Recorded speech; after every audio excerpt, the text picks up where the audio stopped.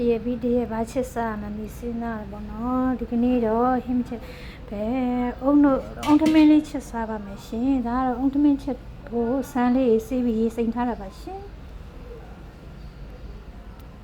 ်ဒါလေးကတော့ကြက်သားလေးကိုကြော်ပြီးတော့မှခုတ်ထားတာပါဟိုအုံထမင်းနဲ့စားဖို့ချက်မှာပါကြက်သားဟင်းဒါလေးကပါဝင်ပစ္စည်းလေးတွေပါနက်ပွင့်လေးရယ်လေးညင်းပွင့်လေးရယ်တကြိုးခေါက်လေးရယ်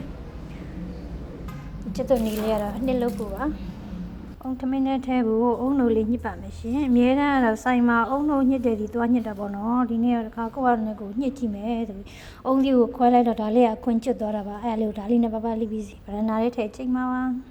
အုံနိုညှစ်ဖို့ရေနွေးလေးဆက်ပါမယ်ရှင်ရေချဲအေးလေးနဲ့ရေနွေးလေးနဲ့ဆက်ပါတယ်ခုလိုနွေးနွေးလေးဆိုရင်ရပါပြီအဲ့တော့ပပလိထားတဲ့အုံသီးလေးတွေကိုဗရနာလေးထဲပါပြီးရင်ရေနွေးလေးထည့်ပြီးချိန်ပါမယ်ပြီးရင်တော့လက်တော့တန်းတန်းလေးတစ်ထည်တဲ့ဟိုအဲ့လေးကိုသွန်ထည့်လိုက်ပါမယ်ရှင်ဒါဆိုရင်တော့ကြိတ်ပြီးသားလေးပါအဲ့လေးကိုလက်တော့ပေါ်သွန်ထည့်လိုက်ပါမယ်ကဲခုဆိုအုံလို့လေးညှစ်ပြီးတော့ပါပြီညှစ်တာလေးတော့ရိုက်မပြတော့ပါဘူးရှင်တယောက်တည်းဆိုတော့နှစ်ဖက်နဲ့ညှစ်ရတာဆိုတော့အဆင်မပြေလို့ပါကဲခုဆိုအုံလို့လေးလည်းရပြီတော့ထမင်းအိုးလေးတည်ပါမယ်ရှင်ကျမကစံကိုစေးပြီးစေးတဲ့စိန်ထားတဲ့ရေတွေကိုတွန်ပစ်လိုက်ပါတယ်ရှင်ဝဆမ်းမွေးလေးနဲ့မချမ်းလေးနဲ့ရောထားပါတယ်စကြားလေးတစ်စွန်းထည့်ပါတယ်ချွန်မုံလေးလည်းနည်းနည်းထည့်ပါတယ်အားလေးထည့်ပါတယ်ရှင်ပြီးရင်စီစိမ်းလေးလည်းထည့်ပါတယ်ရှင်ကျမစီအများကြီးမထည့်ပါဘူးနည်းနည်းပဲထည့်တာပါမှန်းပြီးထည့်လိုက်ပါတယ်ပြီးရင်ကျက်သွန်လေးသေးသေးလေးခွာထားတာထည့်လိုက်ပါတယ်ရှင်ပြီးရင်တော့အုံတို့တွေလောင်းထည့်လိုက်ပါတယ်ရှင်အုံတို့ကကိုယ့်ဘာကိုညှစ်တာဆိုရေများနေတာဆိုတော့ရေမလို့ပေါ့နော်အုံတို့လေးနဲ့ရောရပါပြီရေတန်းကတော့ကျမရေမိတ်အုံတို့လေးနဲ့ချက်ပါတယ်အုံတို့ကများလို့တော့ခြံထားပါပြီရှင်ဒါလေးကိုကြိုထားပြီးနောက်ရကျအုံတို့ခောက်ဆွဲချက်စားမယ်ရှင်ဒါလေးတွေကတော့ကြက်သားဟင်းနဲ့ထည့်မယ်အမွှေးကြိုင်လေးတွေပါကြက်သားဟင်းချက်ဖို့အစ်လို့ဖို့ကြက်သွန်ဒီလေးပွားပြီးဆေးပါလိမ့်ရှင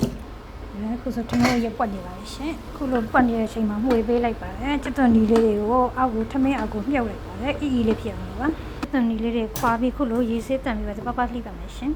ခုဆိုအုံထမင်းလေးချက်သွားပါပြီရှင်ခုလိုအိုးကြီးကြီးလေးတွေမှာထည့်ချက်တော့ထမင်းလေးတွေပွားလှလှလေးတွေပါမမွားလေးရပါတယ်ချစ်သွန်လေးပပလှိပြီးဆိုချက်သားလေးချက်ပါမယ်ရှင်စီဦးလေးတိုင်းတာဦးတဲ့ထည့်ဖို့ချစ်သွန်လေးထောင်းပါမယ်စီလေးပူလာဆိုချစ်သွန်လေးထည့်ပါမယ်ရှင်ချစ်သွန်လေးနည်းနည်းနန်းလာပြီးဆိုစနမျက်မှောက်လေးထည့်ပါလေပြီးရင်လေးညင်းဖို့နည်းနည်းဖွင့်လို့ထည့်လိုက်ပါမယ်။ဒီကြိုးကောက်လေးလည်းထည့်လိုက်ပါမယ်။ဝေးရွယ်လေးလည်းထည့်လိုက်ပါလိမ့်ရှင်။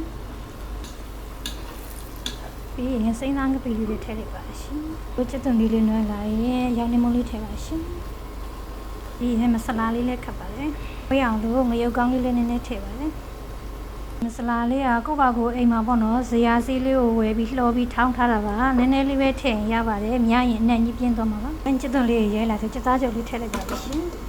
မွေပါလေခုလိုကြက်သားလေးနဲ့ထည့်ပြီးလုံးပြီးလွှားပြီးဆိုရေနွေးလေးခုနကြက်သားပကံလေးကိုကျင်းထည့်လိုက်ပါလိမ့်ရှင်ညှစ်ခံမလေးနဲ့ထည့်စားလေးထည့်ပါလိမ့်ခုလိုဘာမှပွက်တဲ့ချိန်မှာကြက်တူထောင်းထားပြီးထည့်လိုက်ပါလိမ့်ရှင်ဟာပြလို့ကျမနောက်မှထည့်လဲဆိုတော့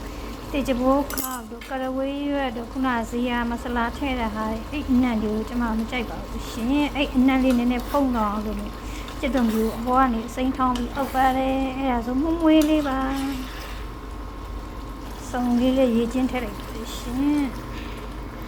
အဲ့ဒီကြဘိုးခောက်တို့မဆလာတို့ကလည်းမထည့်ပြန်လဲသူ့ရဲ့ဒီဟင်းရဲ့အသက်ကဆိုအဲ့ဒါအသက်ဆိုမထည့်လို့လည်းမဖြစ်ပါဘူး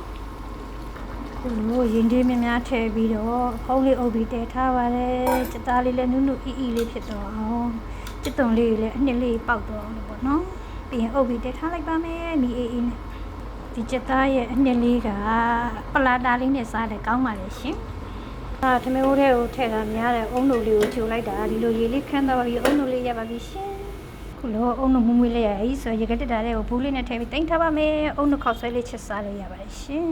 ်ကဲချက်သားဦးလေးတည်ပြီးပြီဆိုတော့တရက်ချင်းလေးတော့မှတရက်ချင်းက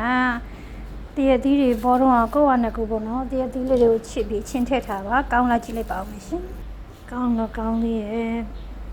့ဒီနှစ်ခါသုံးခါဖောက်ထားပြီးဆိုတော့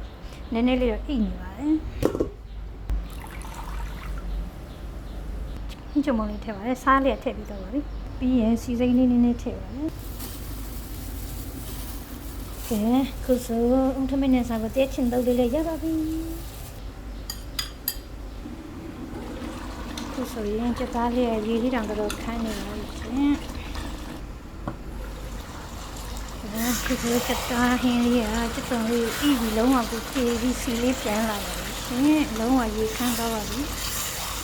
ခုလိုအနှစ်လေးအေးပြီးခမ်းပြီးစီပြန်လာကျမအနှစ်လေးလိုချင်တာဆိုရေနွေးလေးထည့်ပြီးခဏပြန်တဲပါလေအရန်စီပြန်လာကြီးကိုမကြိုက်လို့ပါအနှစ်လေးနဲ့နယ်ပြီးစားလို့လေးရအီလေးဖြစ်အောင်လို့ပါပြန်ပြီးခဏအုပ်ပြီးတဲပါမယ်ခုလိုဖွက်လေးညှိပြီးရေလေးပြန်ခမ်းစီလေးပြန်လာပြုတ်လာပြီဆိုတော့ကျမကကလားလေးမစလားလေးအုပ်လိုက်ပါရှင်ကဲကြည့်ပါပြီရှင်ကဲခုဆိုအားလုံးချက်တော့ပါပြီရှင်ရုပ်သေးချွတ်ချွတ်လေးရင်းနှီးရကျန်တာလေးပေါ့နော်ကဲအားလုံးချက်ပဲ3000လို့ရပါပြီ